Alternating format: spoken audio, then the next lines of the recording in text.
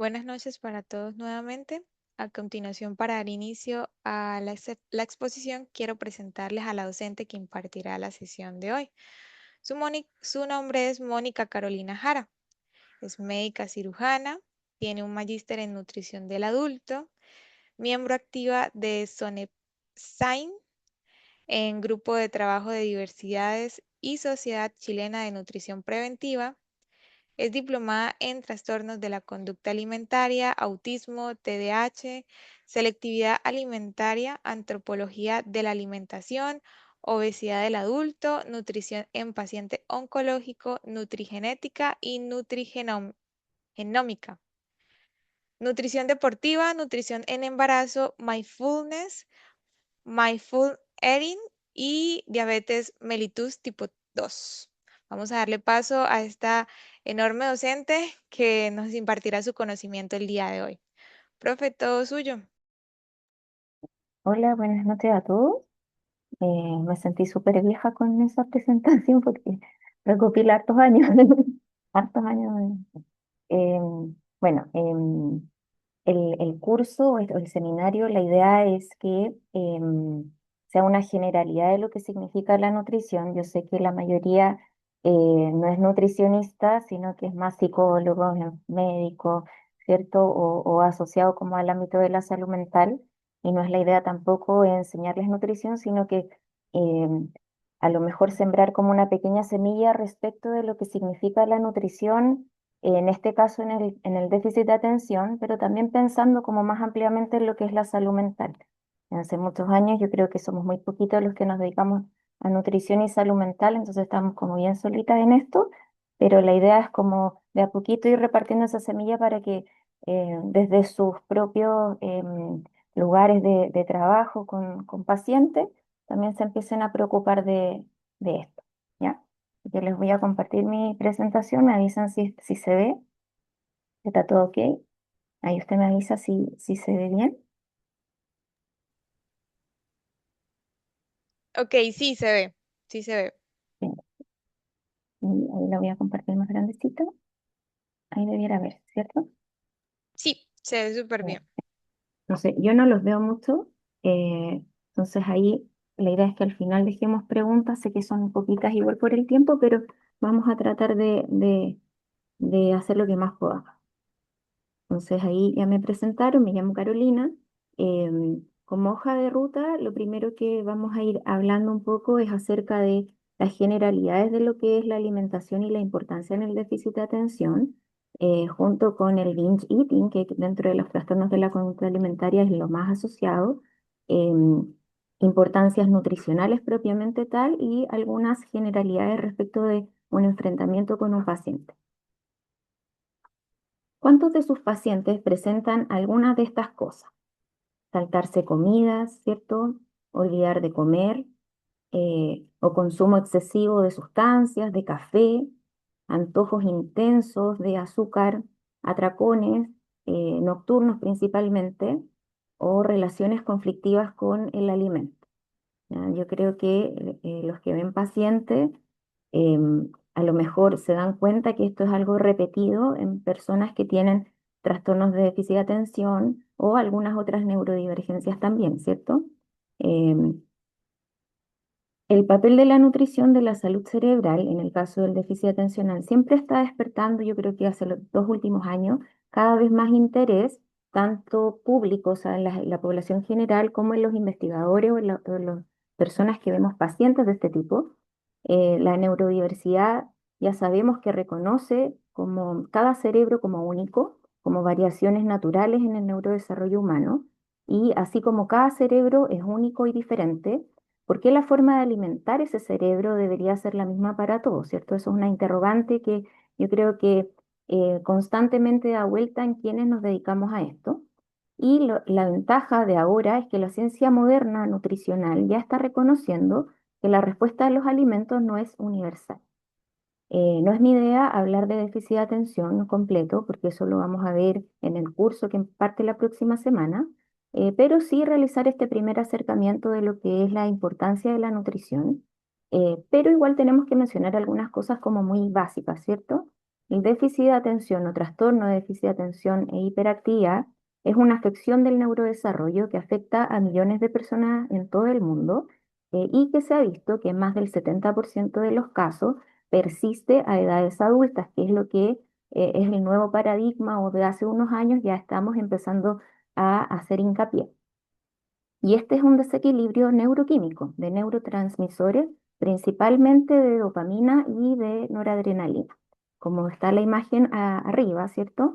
Este desequilibrio neuroquímico, la dopamina ya sabemos que es el encargado principalmente de la motivación, de la recompensa, y la noradrenalina por el otro lado en la alerta y la atención. El déficit de atención está caracterizado siempre por síntomas que ya sabemos, como falta de atención, hiperactividad, impulsividad, y puede tener un impacto significativo en muchos aspectos de la vida diaria. Y claramente la alimentación es uno de ellos. Aquí podemos ver, por un lado, en el primer cerebrito, una hipofunción dopaminérgica. Esta desregulación dopaminérgica es principalmente en el circuito que conocemos como mesocórtico límbico, donde ocurre esto principalmente en la corteza prefrontal, que ya sabemos que es donde ocurre el principal control ejecutivo de las funciones ejecutivas, al medio, en el núcleo ventral o el núcleo accumbens, que es el área encargada más de la recompensa, y en el circuito completo que parte en el área tegmental ventral, pasa por el núcleo accumbens y llega hasta la corteza prefrontal. Y por otro lado, esta hipofunción noradrenérgica, em, vamos a ver que esta noradrenalina principalmente se produce en el locus ceruleus, o como se pronuncia, ¿ya? Y tiene proyecciones hacia la corteza prefrontal, al sistema límbico, hacia el hipotálamo, y tiene funciones claves como la activación, la atención sostenida, la regulación del estrés y la modulación del apetito. Esta imagen a mí me encanta bastante porque este modelo de reward deficiency en personas con hipofunción basal creo que es el que más da respuesta a lo que significa el alimento para las personas con déficit de atención. Este sistema busca estímulos que generen un aumento rápido de dopamina, ¿cierto? Eso es lo que ya en general conocemos. Por un lado, estos triggers, ¿cierto? Estos alimentos que son altamente sabrosos, palatalables, que principalmente se ha estudiado que son altos en azúcares refinados, altos en grasas, principalmente grasas de mala calidad, que tienen más concentración de grasas de colesterol con colesterol LDL y la combinación de estos, de azúcar con grasita. Pero además también buscamos texturas que son hiperprocesadas. A lo mejor ya se han dado cuenta que los pacientes con déficit de atención, yo les digo que son como conejitos, ¿cierto? Yo me incluyo. Y que uno busca como lo crujiente, lo crocante, ¿ya? Y que claramente muchas de estas cosas procesadas lo entregan, las papas fritas, las galletas, las ramitas, etcétera, ¿cierto? También podríamos pensar que hay cosas crocantes como un apio, ¿ya? Pero en general no son tan ricos y no son tan elegidos. Estos alimentos producen una liberación muy rápida y potente de dopamina en el núcleo accumbens, lo que activa este sistema de recompensa. Hay como una breve sensación de regulación, pero luego hay una caída brusca dopaminérgica que puede ser eh, no solo brusca, sino que importante caída y nuevamente una búsqueda de estímulo. Entonces vamos a generar un patrón como tipo recompensa, caída, búsqueda, recompensa, caída, búsqueda. ¿Ya? Este concepto postula que algunas personas entonces tienen menor tono dopaminérgico basal. O sea, podría ser esto en respuesta, por ejemplo, a un trastorno del ánimo, a un trastorno ansioso, donde a veces transitoriamente pueden haber caídas de dopamina, pero este sistema está propuesto principalmente para personas que ya tienen un sistema basal bajo de dopamina, que buscan estímulos intensos para compensar. Que se ha visto que en el déficit de atención, la recompensa como natural es menos reforzante que las recompensas intensas, como les decía, estos triggers, que resultan más atractivos. Entonces, no es un tipo de adicción clásica, pero sí hay una vulnerabilidad dopaminérgica.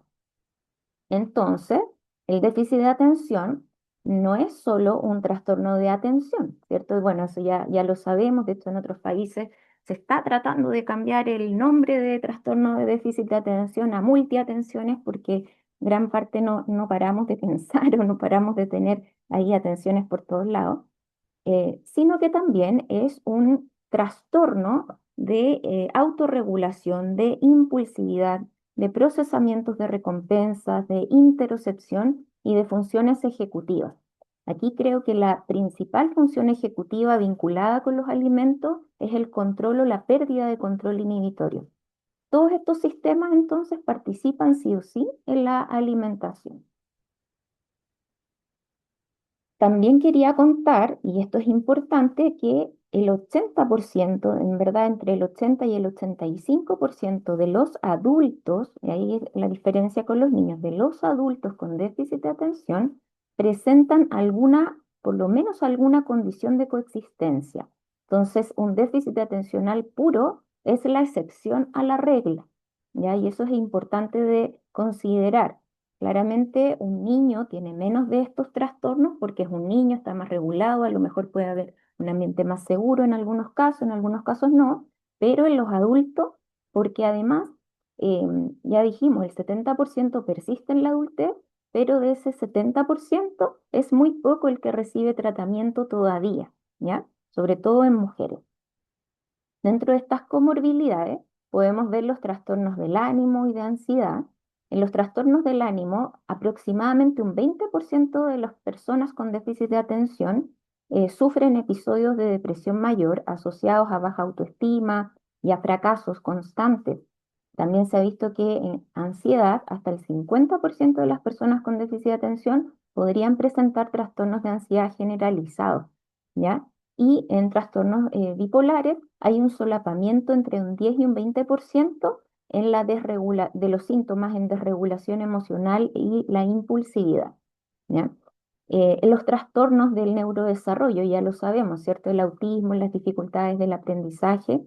Respecto de la condición del espectro autista, hay estudios diversos, algunos los vinculan entre un 30% y otros llegan al 80% de asociación.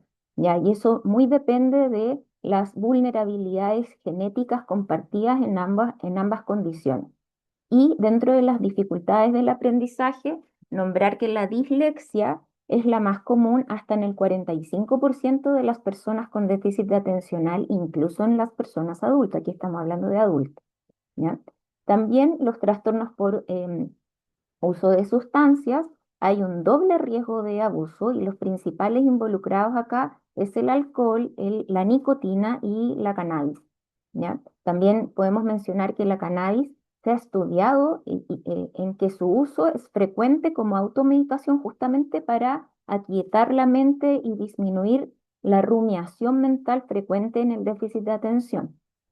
Los trastornos de personalidad, también se ha visto que en el trastorno límite de la personalidad conviven en aproximadamente un 33% de las personas con déficit de atención, claramente mayor en mujeres porque ya sabemos que ha habido un sesgo de género respecto de los diagnósticos. Ya eso es lo que hay que de a poquito ir como limpiando. En los trastornos del sueño también se asocian, depende del estudio, entre un 60 y 80%. Principalmente se asocia el insomnio, el síndrome de piernas inquietas y las apneas obstructivas del sueño. Creo que es importante acá nombrar, y es lo que a mí me compete, son los trastornos de la conducta alimentaria, principalmente los trastornos de tipo binge eating o de atracones. ¿Ya? El déficit de atención se ha visto que es un factor de riesgo para estas conductas alimentarias de tipo más impulsiva. Por otro lado, tenemos que ver que hay un mayor riesgo de comorbilidades, tanto de enfermedades metabólicas, aquí la obesidad convive mucho con el déficit de atención, pero también el resto de las enfermedades metabólicas, la resistencia a la insulina, la obesidad central, la diabetes mellitus tipo 2 y entre otras. También hay una relación con asma que todavía se está estudiando en cuánto es el porcentaje y otras comorbilidades somáticas como la disautonomía, la hiperlaxitud y aquí las deficiencias nutricionales, que es lo menos estudiado, pero es lo que yo sé y lo que les quiero enseñar un poquito. Entonces nos vamos a abocar más en los trastornos de la conducta alimentaria y en las deficiencias nutricionales, que es lo que yo les puedo contar. Entonces, dentro del vínculo entre déficit de atención y trastornos de la conducta alimentaria, sabemos de esta compleja relación entre déficit de atención y hábitos alimentarios. Esto es como un motivo creciente de preocupación, motivo creciente de consulta en las nutricionistas o en los nutriólogos, ya que las personas con déficit de atención tienen un riesgo mayor de desarrollar trastornos de la conducta alimentaria. He ahí también el por qué muchas veces el primer acercamiento hacia el diagnóstico de déficit de atención proviene del área nutricional. Y uno dice, ¿cómo el nutriólogo me derivó porque piensa que tienen déficit de atención? Justamente es por este vínculo y a veces nosotros tenemos que empezar a buscarlo. Las investigaciones van indicando que la prevalencia de los trastornos de la conducta alimentaria en personas con déficit de atención podría llegar hasta el 12%, pero lamentablemente la mayoría de los estudios están hechos todavía en niños y adolescentes. Entonces falta ahí trabajo que realizar. Las personas con déficit de atención pueden tener problemas para regular su apetito, para controlar los impulsos relacionados con la comida y también para gestionar las respuestas emocionales al comer. Esto, sumado a todo lo que es la disfunción ejecutiva del déficit atencional, aumenta el riesgo de esta impulsividad y pérdida de control al comer. La definición común, ¿cierto? En el DSM-5 de trastorno de la conducta alimentaria, podemos decir siempre que es una alteración persistente en la alimentación o en el comportamiento relacionado con la alimentación que lleva a una alteración en el consumo o en la absorción de los alimentos. Y lo más importante que hace referencia el DSM es que lleva a un deterioro significativo de la salud física o del funcionamiento psicosocial. Ya sabemos y ya tenemos harta discusión respecto a lo que es el DCM, pero ahí todavía nos tenemos que basar para ciertas cosas.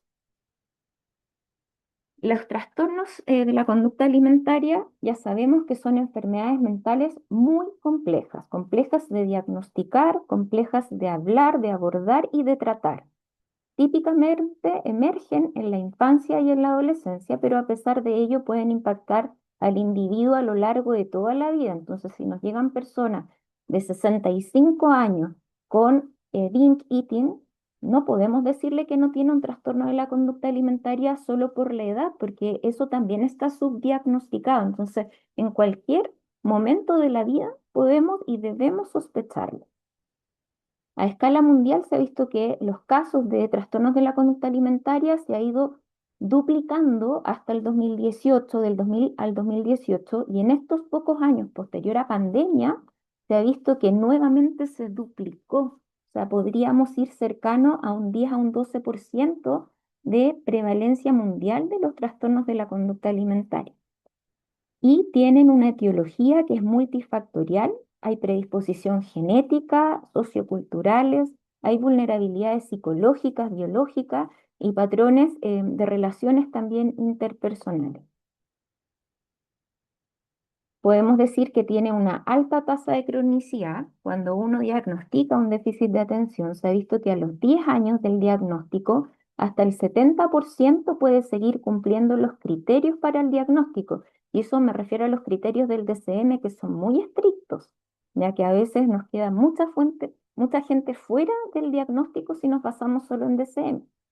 Y de este 70%, entre el 10 y el 25% desarrollará esta enfermedad como crónica, como una condición crónica.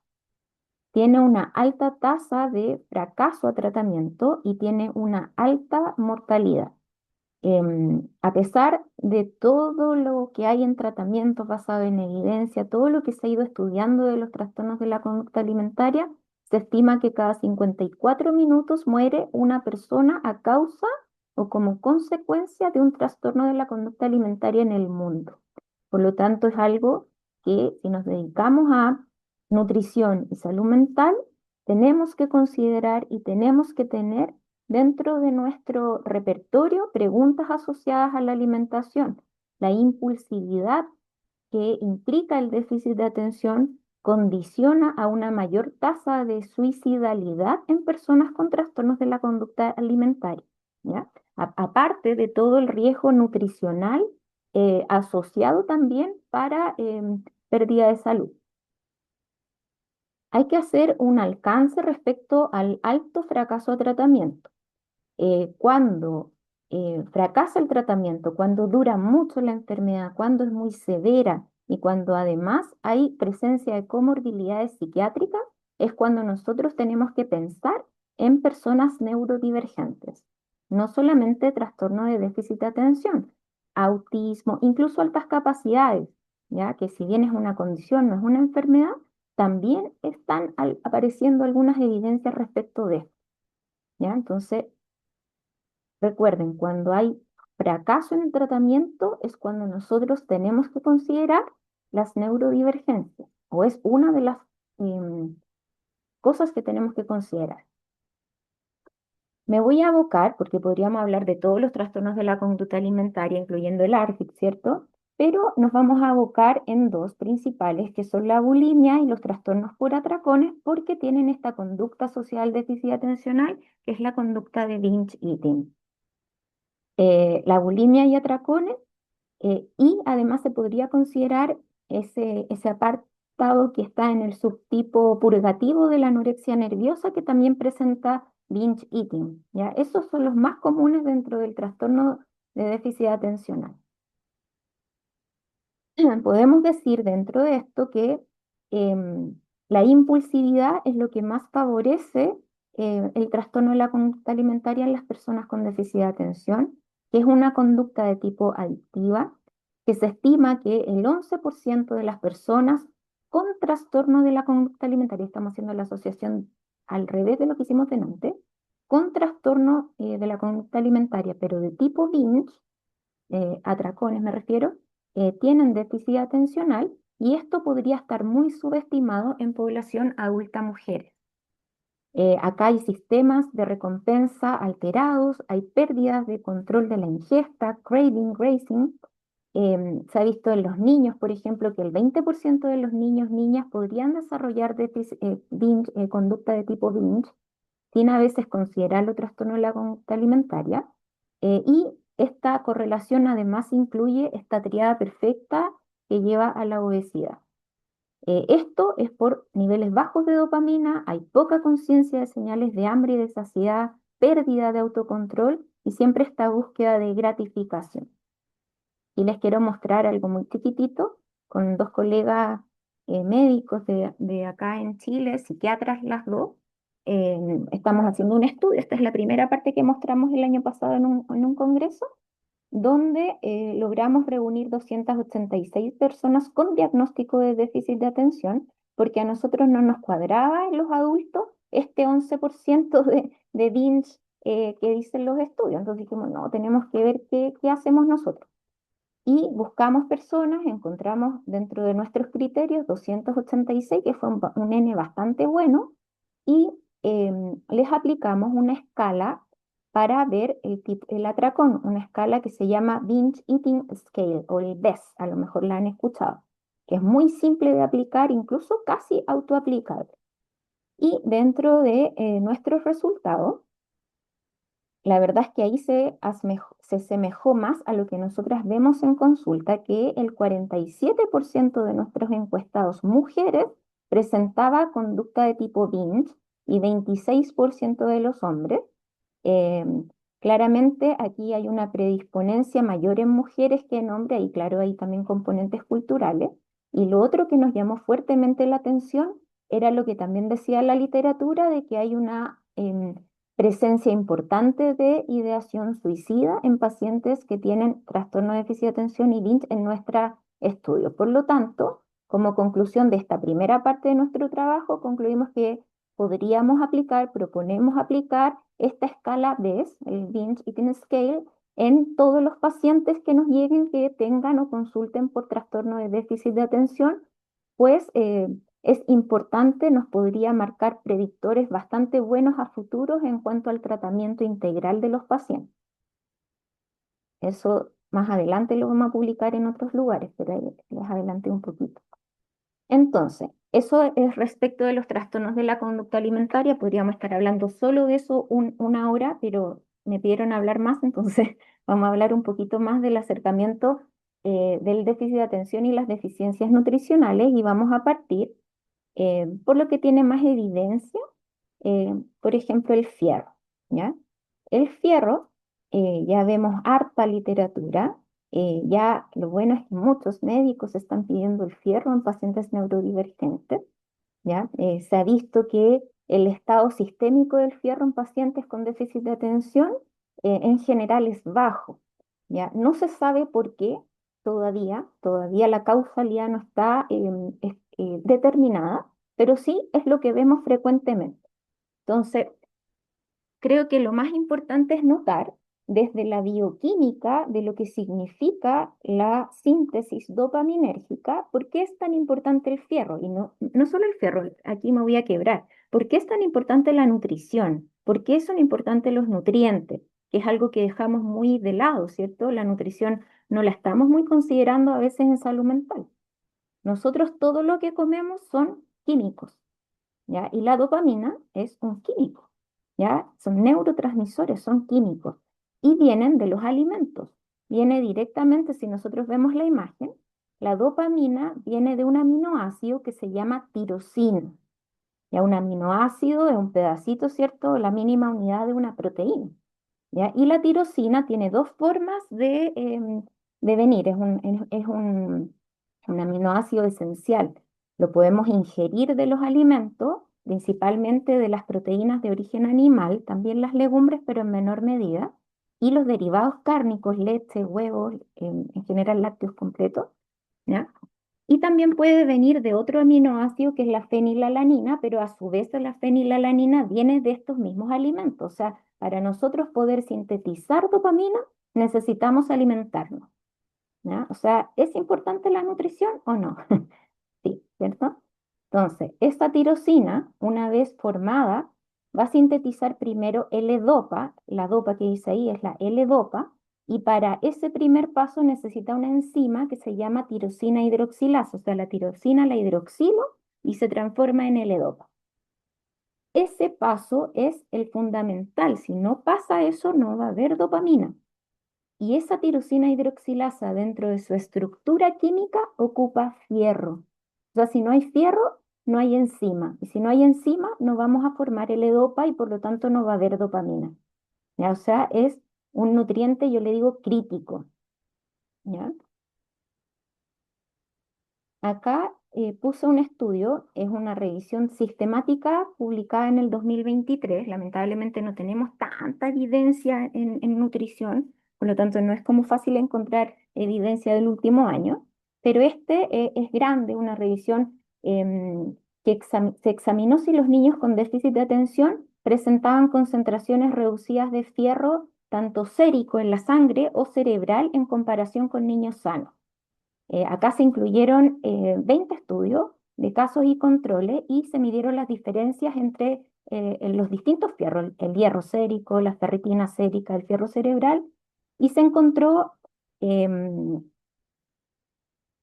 una evidencia o diferencia estadísticamente significativa en estos grupos respecto del déficit de fierro en personas con déficit de atención versus los que no.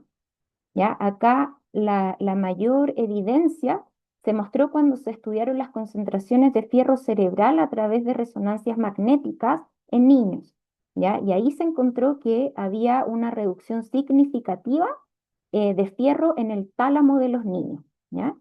Si bien, y esto podría ser, este fierro cerebral podría ser un biomarcador de la fisiopatología del déficit de atención en niños.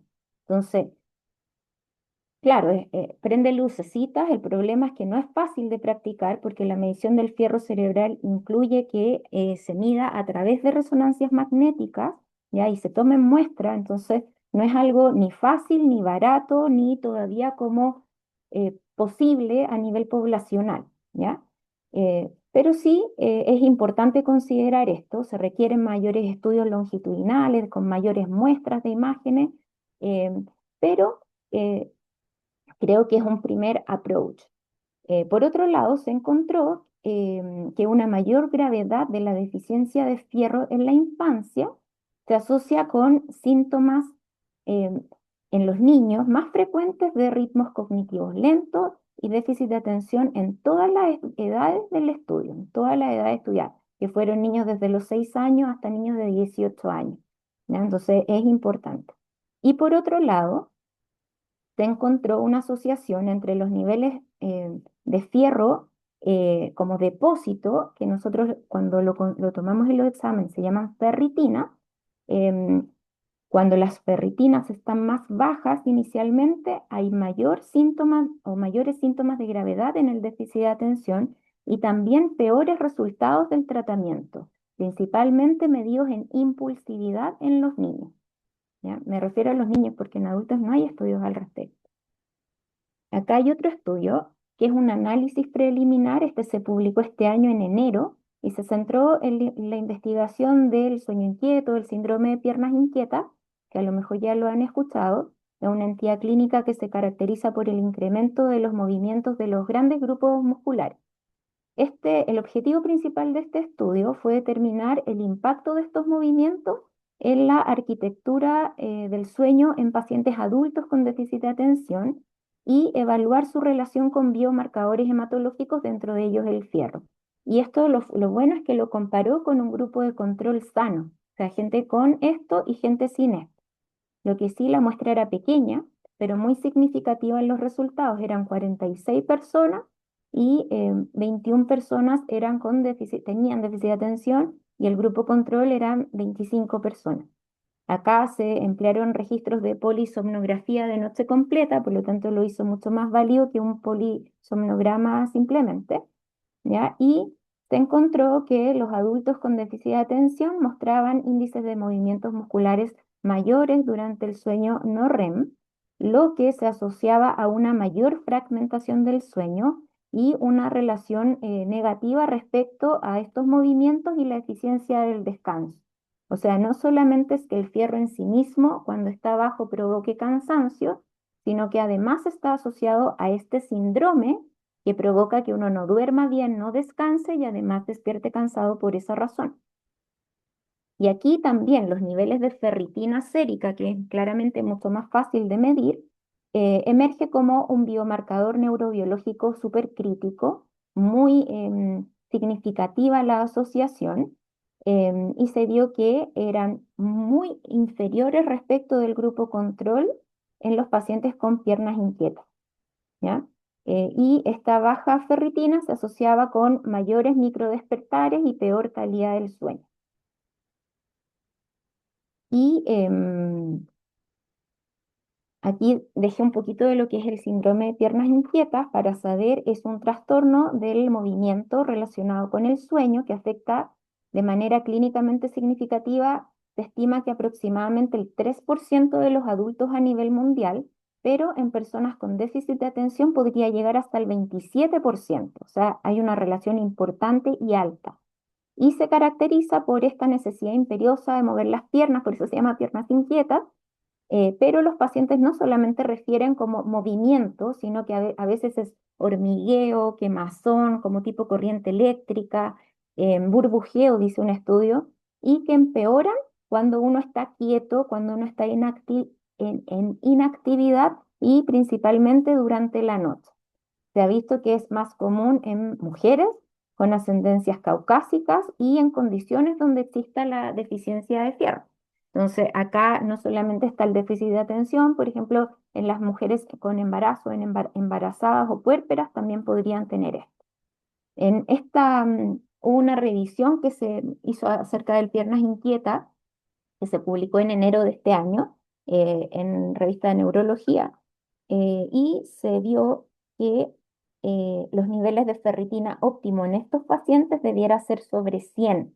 Cuando nosotros controlamos pacientes con déficit de atención, es muy difícil encontrar personas con fierro sobre 60, ¿ya? Entonces es importante estarlos mirando. Y también cambió un poquito el tratamiento respecto de lo que significan las piernas inquietas.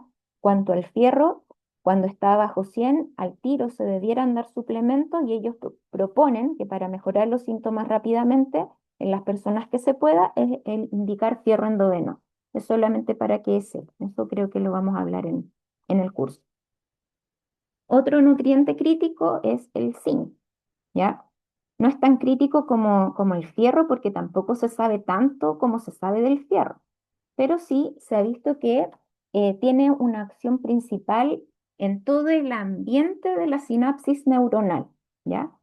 Por ejemplo, en la liberación vesicular de dopamina, o sea, cuando se libera desde la neurona presináptica la dopamina, se ha visto que el zinc es un modulador de los canales iónicos. También influye en la liberación de glutamato y GABA y afecta en el equilibrio de la inhibición y excitación. También en la neurona presináptica actúa en el transportador de dopamina, modulando su actividad y podría alterar la afinidad y la eficiencia de la recaptura, impactando en el tiempo de sinapsis. Por eso es que el fierro se ha estado, o sea, perdón, el zinc se ha estado estudiando respecto creo que lo nombré en un estudio más adelante, al uso en conjunto con metilfenidato para poder mejorar la recaptura. En la neurona postsináptica puede tener una acción en los receptores de dopamina de tipo 2, modulando la conformación, la señalización y modulando, influyendo en la sensibilidad postsináptica.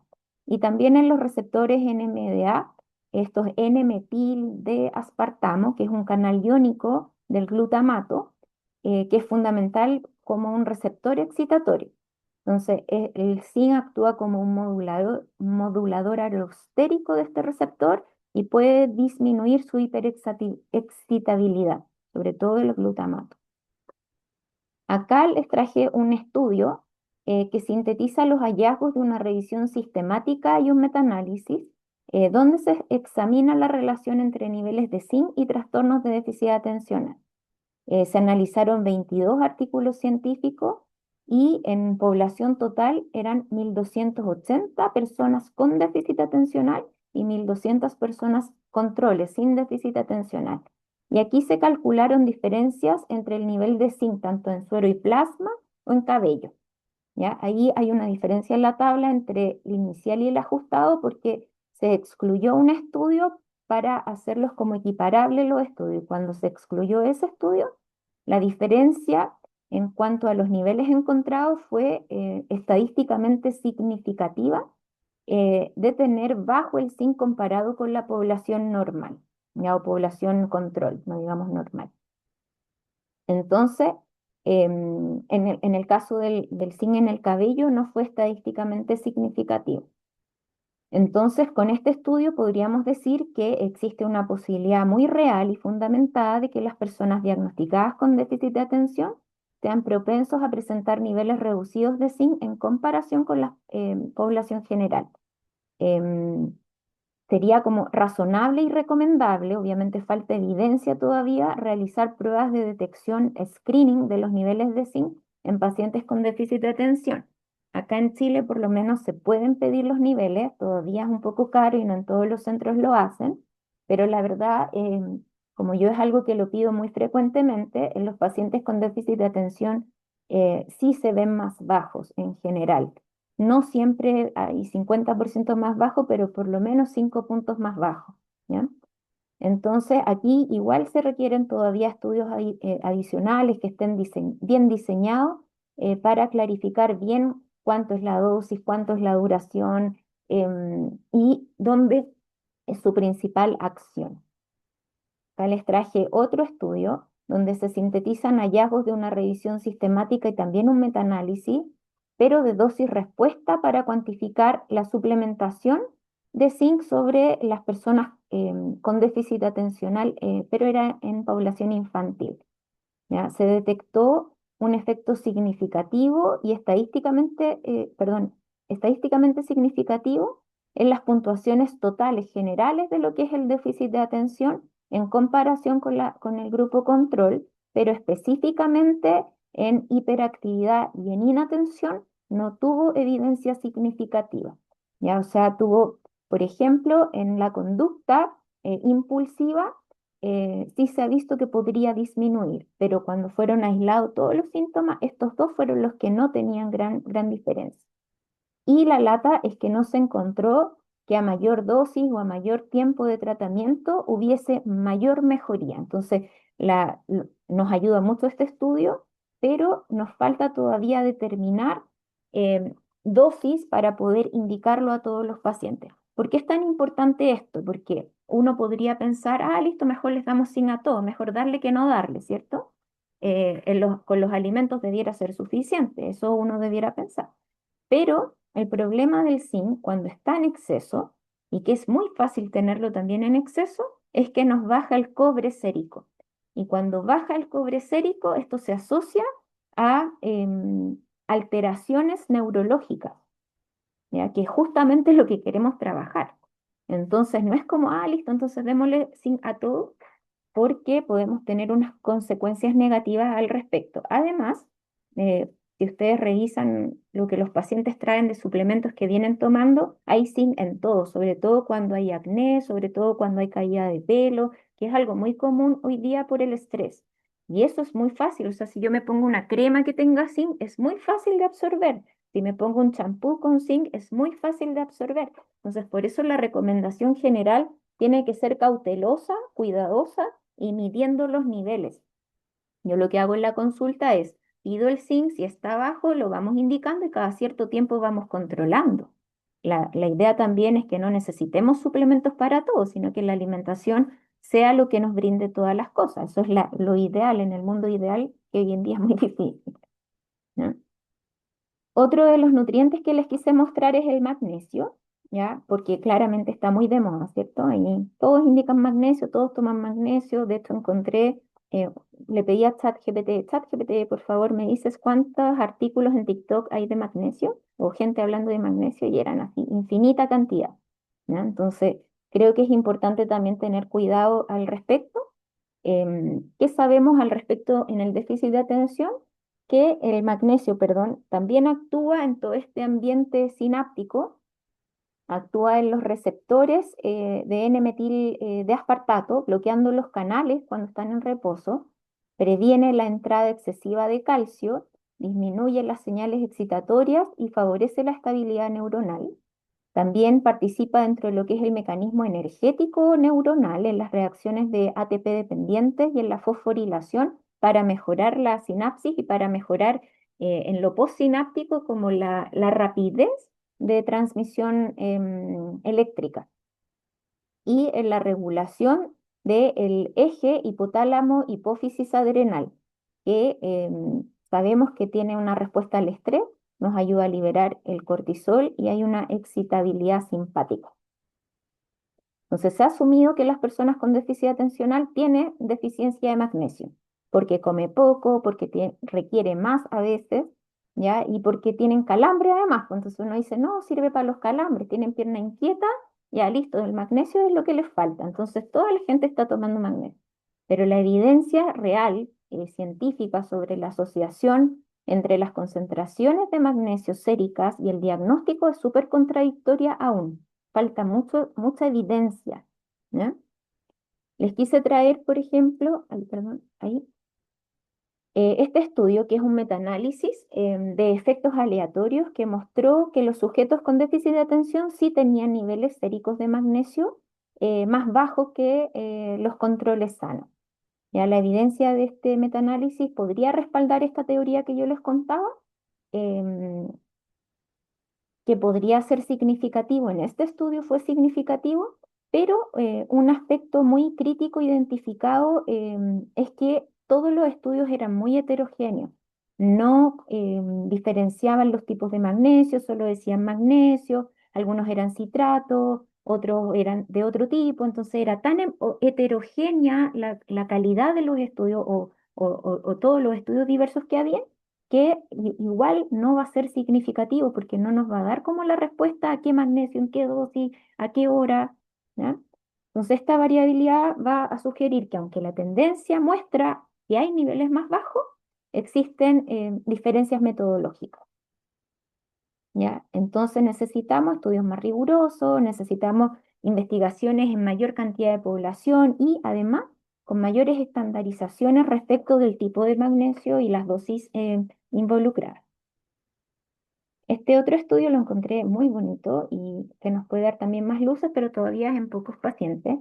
Es una síntesis de un ensayo clínico aleatorizado. Estos son bacanes perdón, son buenos en nutrición, ¿ya? Porque nos ayudan a decir, ya, si doy este suplemento y lo mido, ¿cómo funcionó?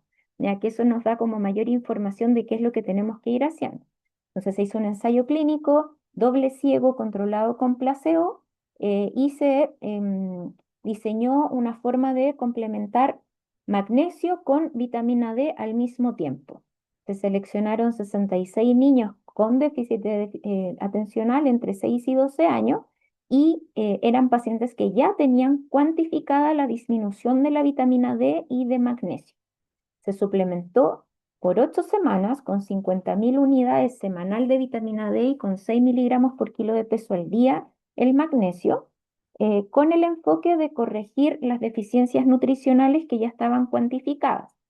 Y lo que se mostró es que hubo una disminución estadísticamente significativa respecto de las dificultades totales de lo que significa el déficit de atención en los problemas emocionales y en los problemas conductuales. También mejoró algunas puntuaciones prosociales y em, reducción de problemas como internalizantes, de la rumiación mental, sobre todo hablaban, ¿ya? Se incrementó, esto estaba relacionado con que los niveles realmente se midieron y se incrementaron con esta acción. ¿Cuál es el problema de esto? Que nuevamente se utilizó magnesio puro, ¿ya? Entonces tampoco cuando nosotros vamos a buscar eso va a ser muy difícil que lo encontremos. Pero esto fue muy determinante y yo creo que nos ayuda a ver luces a lo que más adelante tenemos que hacer. Entonces, como aquí ya hablé un poquito de la vitamina D3, ¿cierto? Colecalciferol, es el otro nutriente que encuentro o considero más importante de ir incluyendo, tiene mucha evidencia también, y se ha visto que nos ayuda justamente a esta acción enzimática del traspaso de tirosina hacia dopamina. Regula esta tirosina hidroxilasa, em, regula principalmente a nivel del gen de la tirosina hidroxilasa, ¿ya? Entonces regula la maquinaria genética para producir la dopamina, eso es como lo interesante. También regula em, este GNDF, que es el factor neurotrófico derivado de la línea glial, ¿cierto? Que es una proteína muy importante para la supervivencia, para la diferenciación de las neuronas dopaminérgicas. Entonces, y protege, se ha visto que la vitamina D puede proteger a la dopamina del estrés oxidativo. Y también nos puede ayudar a la regulación del equilibrio de dopamina y glutamato, modulando la expresión de las enzimas glutamatérgicas, influyendo en todo lo que es como inhibición-excitación. Este estudio está muy bonito, es un metaanálisis respecto de los niveles de vitamina D en niños y adolescentes con trastorno con déficit de atención. Lo bueno es que hubo más de 11.000 participantes y concluyó de manera súper inequívoca que existe una asociación inversa muy significativa. O sea, los niños con déficit de atención tienen concentraciones de vitamina D notablemente más disminuidas que en comparación con controles sanos. Por lo tanto, se subraya como un biomarcador potencial en lo que es el déficit de atención y plantea muchas interrogantes a lo que respecta a la suplementación y posible como tratamiento preventivo de lo que significan las desregulaciones en el déficit de atención. Se vio que esta asociación inversa está como estrechamente vinculada a lo que era la salud neuroconductual principalmente, ¿ya? Entonces creo que ahí ya no tenemos nada que decir. La vitamina D es clave, ya sabemos que en salud mental es algo que está vinculante respecto de los niveles de vitamina D. Es también ahí lamentablemente como que los médicos no nos hemos puesto de acuerdo en cuáles son los niveles adecuados, como hay estudios que dicen una cosa, de otros que dicen otra, pero la verdad es que en salud mental debiéramos apuntar al valor de 50 y incluso en personas que no tienen déficit de atención, se ha visto que el suplementar vitamina D coadyuvante a un tratamiento con psicofármacos podría mejorar la respuesta a ello. O sea, creo que esto es algo que debiéramos de a poquito ir como pidiendo y suplementando. Este es otro estudio que sintetizó los hallazgos de una revisión sistemática y un metaanálisis y evaluaron el impacto de la suplementación de vitamina D como terapia adyuvante a metilfenidato en pacientes con déficit de atención. Y estos estudios, los resultados indicaron que la vitamina D produce una mejora pequeña, pero sí significativamente estadística en los, síntomas generales del déficit de atención, incluyendo en este caso la inatención, la hiperactividad y las puntuaciones de comportamiento. Lo que no se encontró, como dice la tablita, es mejora en las puntuaciones respecto de la oposición, de los oposicionistas, ¿cierto? Eh, Aunque el perfil de seguridad respecto de la vitamina D es favorable, hay pocos efectos como adversos o son muy leves, igual todavía la evidencia lo califica como bajo, ¿ya? O sea, esa es la lata, todavía falta evidencia, pero ya se ha visto que podría servir. El otro nutriente que les quiero mostrar es el omega 3, que creo que es el que tiene más evidencia respecto a la salud mental. ¿Ya? Se ha visto que también actúa como la expresión génica muy similar a lo que hace la vitamina D, principalmente de la tiroxina hidroxilasa, pero también participa, como es una grasita, en todo lo que es la bicapa fosfolipídica, no solo de las neuronas, sino que de todas las células que tenemos, principalmente en las neuronas, principalmente en su componente DHA. Sabemos que el omega 3 se divide en EPA y DHA, y el DHA es la fracción que más se dedica a cerebrito y participa en la fluidez de la membrana celular, por lo tanto nos ayuda al transporte de sustancias a través de las membranas. Y por otro lado, la fracción EPA es la que nos ayuda a disminuir el estrés oxidativo. Se ha visto que disminuye las citoquinas inflamatorias como en todo nuestro cuerpo, pero hay marcadores específicos para cerebro. Entonces creo que es importante empezar a considerarlo. Acá encontré un estudio realizado en el 2022. Se hizo un estudio clínico aleatorizado en España.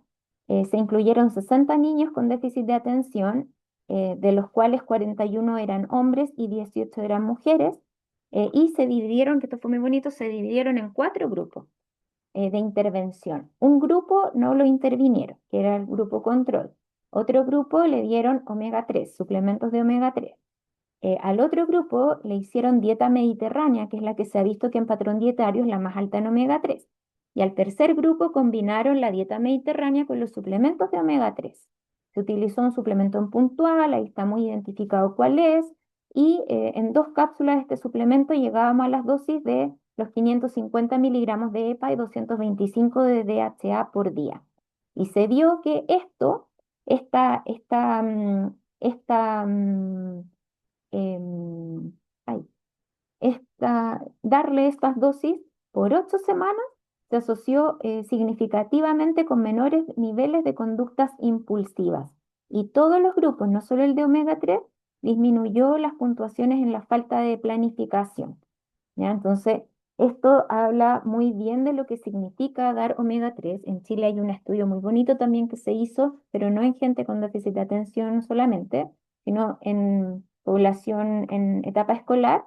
Pues fueron muchos años de seguimiento donde se suplementaron algunos niños con DHA versus otros no, y los niños suplementados, independiente si tenían o no diagnóstico, mejoraron sus puntuaciones en la prueba para entrar a la universidad. Ahora se llama, no sé, PAES, y antes se llamaba PSU cuando hicieron el estudio. Otro estudio que me gustó bastante es un análisis de un ensayo clínico aleatorizado donde se suplementó con aceite de pescado a adultos, pero con condición del espectro autista, ¿ya? ¿Y por qué lo quise mostrar? Porque es importante que hagamos la relación. Como les decía, es muy difícil encontrar gente con déficit de atención puro, y en autismo es muy común encontrar que conviva con déficit de atención. Entonces, es solamente como introductorio. Em, en este estudio se comparó la suplementación con aceite de pescado frente al uso de otro tipo de aceite que se llamaba cártamo, que es un aceite bajo en omega 3, que tiene más omega 6, ¿ya? Y este estudio concluyó que las personas autistas con déficit de atención mejoraban mayormente los síntomas del déficit de atención, ya versus personas que tenían déficit de atención y no eran autistas. Entonces, igual es bonita cómo hacer esa relación. Parece que el omega 3, como les decía, tiene una regulación de los genes de la dopamina tan importante y hay una correlación genética respecto de la génesis, digámoslo así, de lo que son estas dos neurodivergencias. En resumen, la nutrición no cura el déficit de atención, o sea, eso es mentira, igual como no cura el autismo, ¿ya? Pero sí puede ayudar a modular síntomas, a influir en la energía, a mejorar un poco la atención, tienen impacto en el sueño y en modificar la regulación emocional. Como estrategia, aquí voy a hablar muy poquito porque sé que no son nutricionistas la mayoría. Para mí siempre creo que esta es como lo que ocupo siempre, evaluar, corregir, derivar, ya en nutrición, evaluar, corregir, derivar.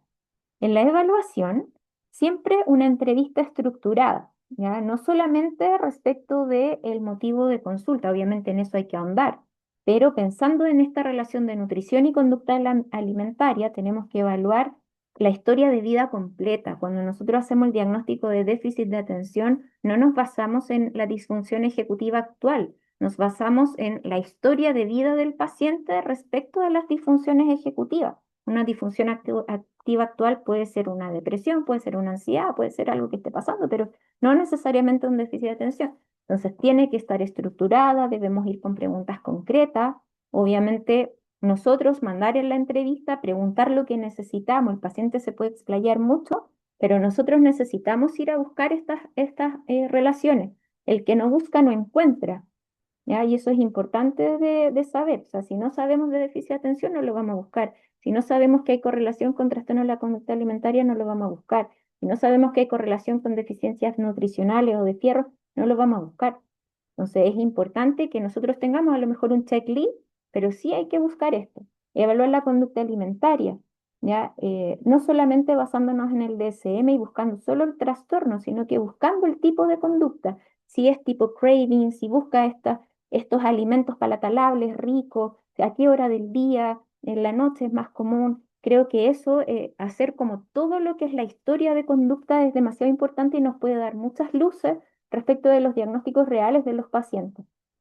El examen físico, el examen físico es importante porque necesitamos ir buscando relaciones. No las nombré acá, pero la hiperlaxitud, como les nombré en algún momento, la obesidad central, buscar acantosis nígricans, pensando en diabetes, la hipertensión, tomar la presión arterial, buscar disautonomía. Todo eso es importante dentro de lo que es una consulta.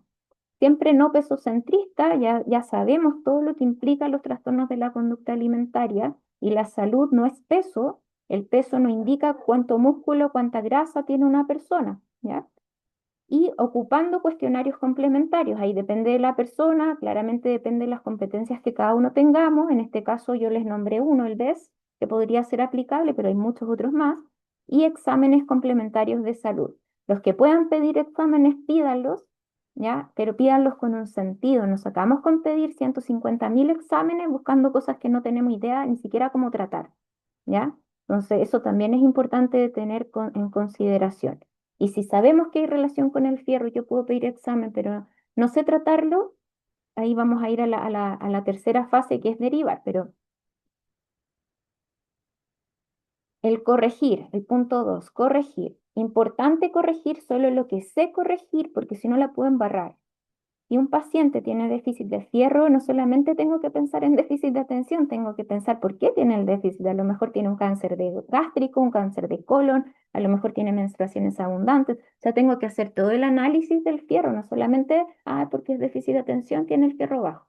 Entonces, es importante saber corregir porque a veces puedo darle fierro a alguien que tenía un déficit de fierro por otra causa y a lo mejor había que tratar otra causa primero, si no, la puedo embarrar, ¿ya? Puse esos tres nutrientes críticos, si bien no hablé de la B12 ahora, creo que son los más importantes a pedir en pacientes con déficit atencional, como forma primaria. En el corregir también los patrones alimentarios, buscar menús básicos repetibles, snacks, alarmas, actividad física, eso ya es parte como del corregir conductas. ¿ya?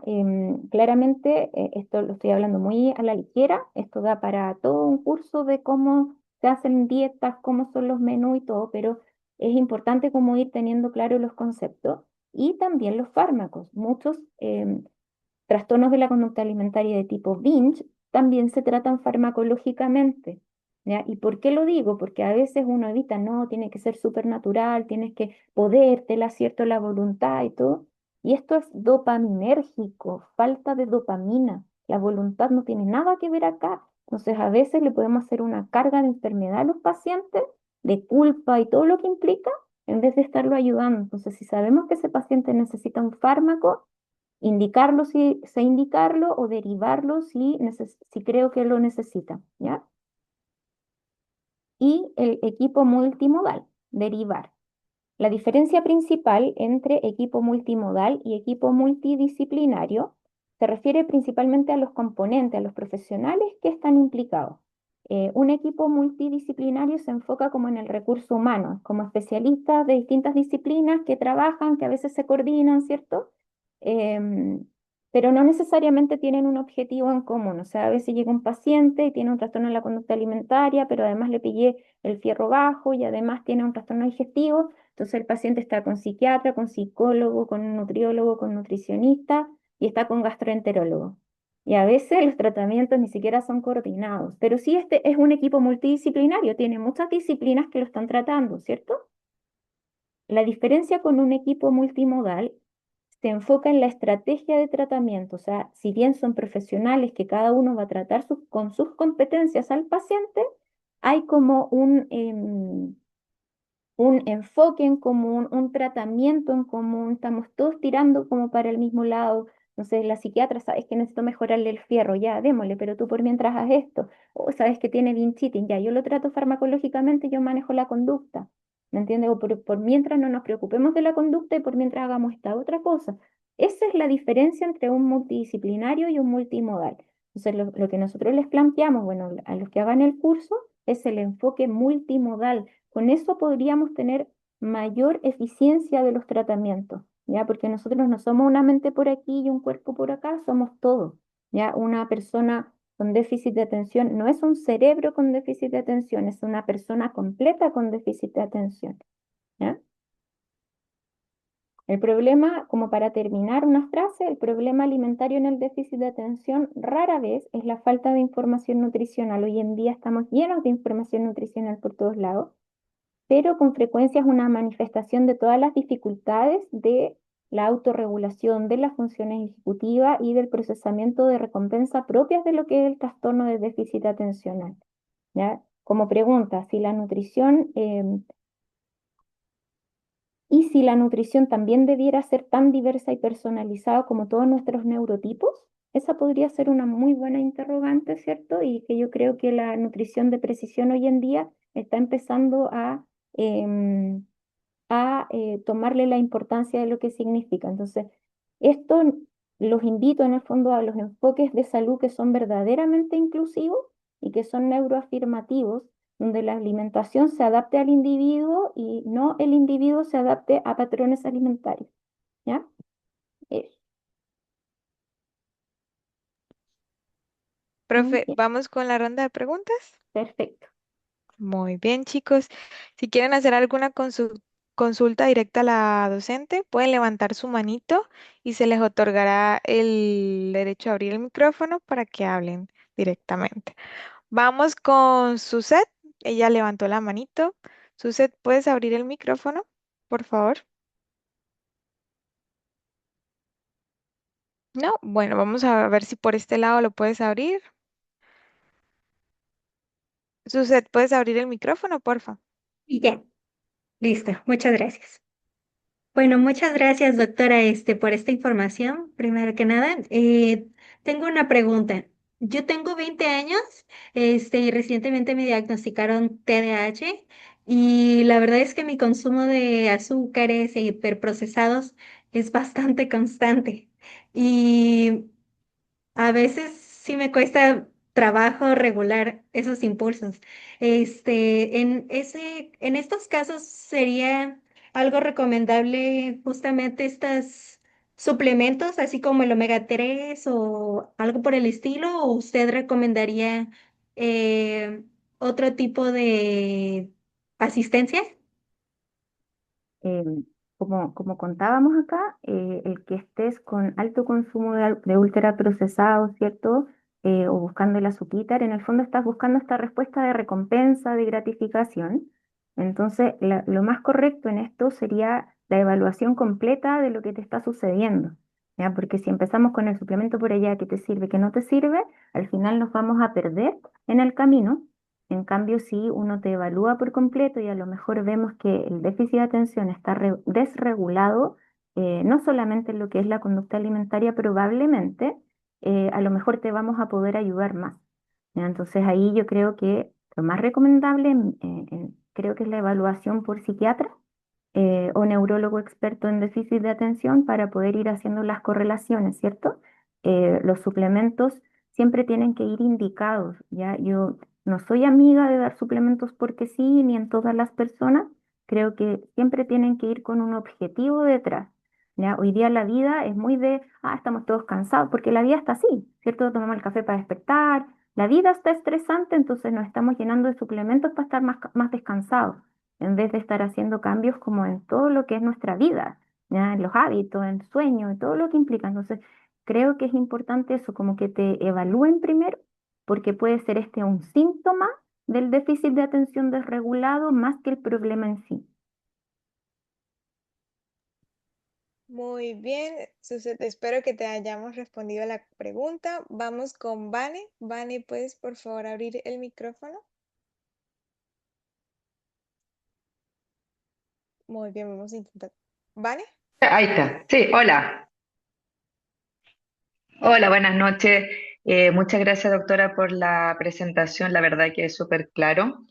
Quería saber si se conoce alguna relación de la existencia de TDAH en pacientes con y personas portadoras de enfermedad celíaca. Más que nada, como tienen problemas de absorción de nutrientes, si se ha estudiado y qué relación tienen. En general, así como correlación causal no existe, porque es muy difícil, ¿cierto? Son estudios muy antiéticos a veces, buscar la causa de lo que provoca el problema, pero sí Mm, se ha visto que existe relación, no solamente en déficit de atención, sino que en neurodivergencias en general, con trastornos gastrointestinales. Aproximadamente el 33%, por ejemplo, de los pacientes autistas tienen trastornos gastrointestinales, sube como a un 60% en las personas con déficit de atención. Y eso tiene mucha relación con que en el intestino nosotros sintetizamos el 90% de la serotonina del cuerpo y como el 40% de la dopamina. ¿Ya? Entonces, claramente hay una relación real entre esto de eje intestino-cerebro. Respecto de puntualmente la enfermedad celíaca, como te decía, no hay estudios causales, pero sí hay estudios relacionales, ya de búsqueda, no mm, solamente con celiaquía en sí mismo como enfermedad real genética, ¿cierto? Sino que como intolerancia al gluten, pero ahí también con otras intolerancias alimentarias. Eso habla más bien del estrés crónico en lo que viven estas personas, porque uno está pensando todo el rato en una sociedad muy compleja, ¿ya? Y eso hace que el estrés, nosotros sabemos que activa el sistema simpático, ¿cierto? De alerta, de alarma, y el sistema digestivo se repara sus mucosas con el sistema parasimpático. ¿Ya? Entonces, mientras más simpático estemos, menos mucosas gástricas, mm, intestinales y de todo tenemos. Entonces, claramente la relación está, ¿ya? Pero no causal. ujú. Muchas gracias. Muy bien, esperemos que se le haya respondido la consulta, Vane. Vamos con Danae. Danae, ¿puedes por favor abrir tu micro? Vamos a ver si por este lado se te hace más fácil. A ver. Ahora sí, ¿se escucha? Sí.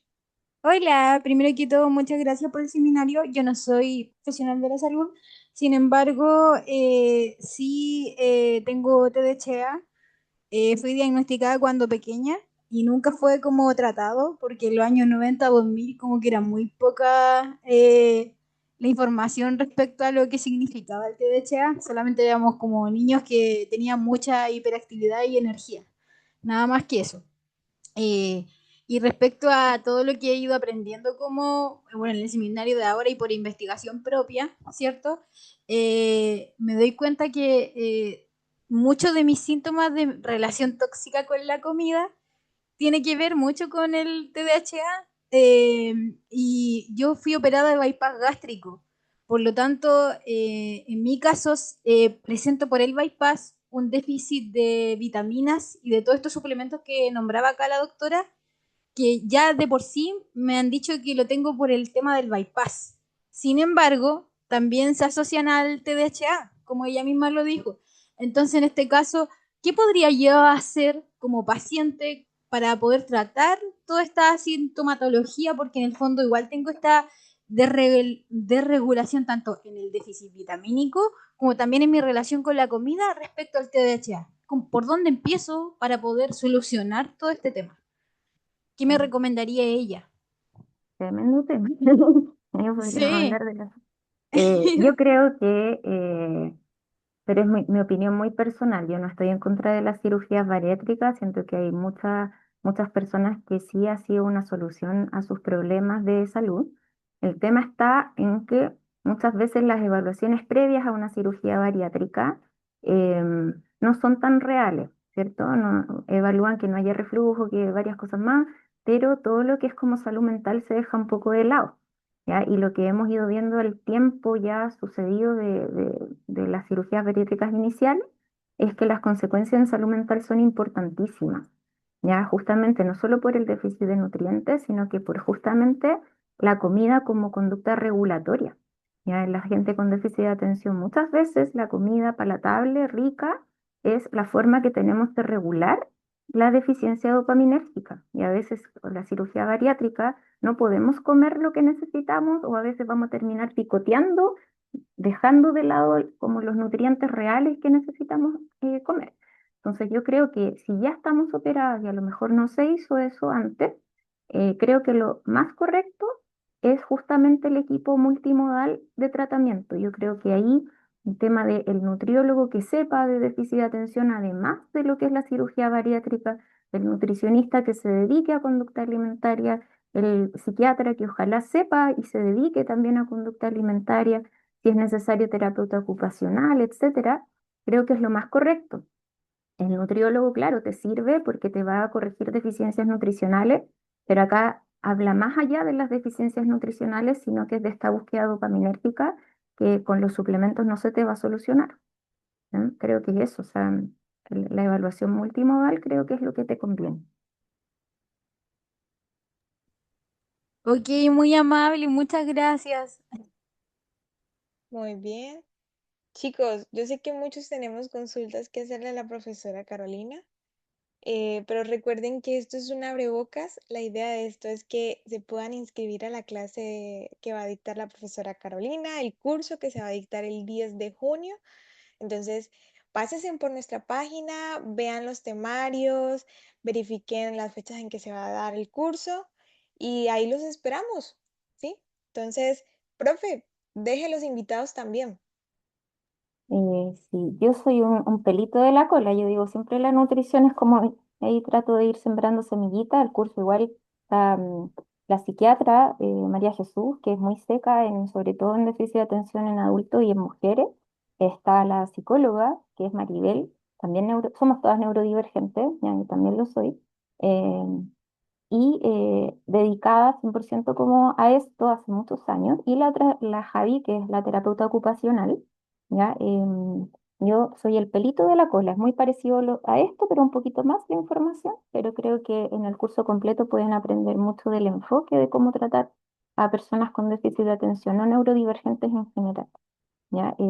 También está el diplomado, este es un curso pequeño de 4 clases y después en julio empieza el diplomado donde ahí incluimos muchísimos otros profesionales y en TDA en la mujer, TDA en la menopausia, como leí por ahí, TDA en ansiedad, en trastorno del ánimo, en viejitos, en niños, está muy bacán ese, ese diplomado también, no sé venderme. Vale, profe. Profe, ¿tiene de repente algún usuario de Instagram profesional en el cual los Ah, chicos sí, puedan creo que lo dejé en la seguirla? última. en la última diapo, arroba M Carolina Jara. Es como personal profesional de todo, porque no puedo tener tantas cosas abiertas al mismo tiempo. Arroba R Carolina Jara. Sí, Arroba M Carolina Jara. oye, listo, listo, listo. M, listo.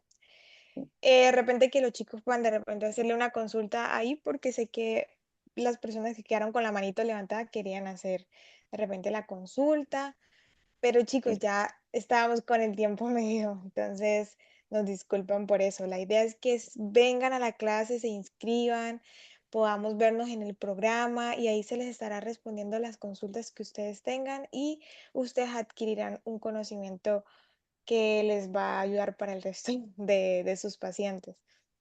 Y pues nada, chicos, nosotros pasaríamos a la dinámica del sorteo. Profe, creo que aquí nos despedimos. Quiero mirar cómo es. No, tranquila, ni tranquila. Entonces vamos a pausar la grabación y vamos a hacer la dinámica del sorteo, ¿sí?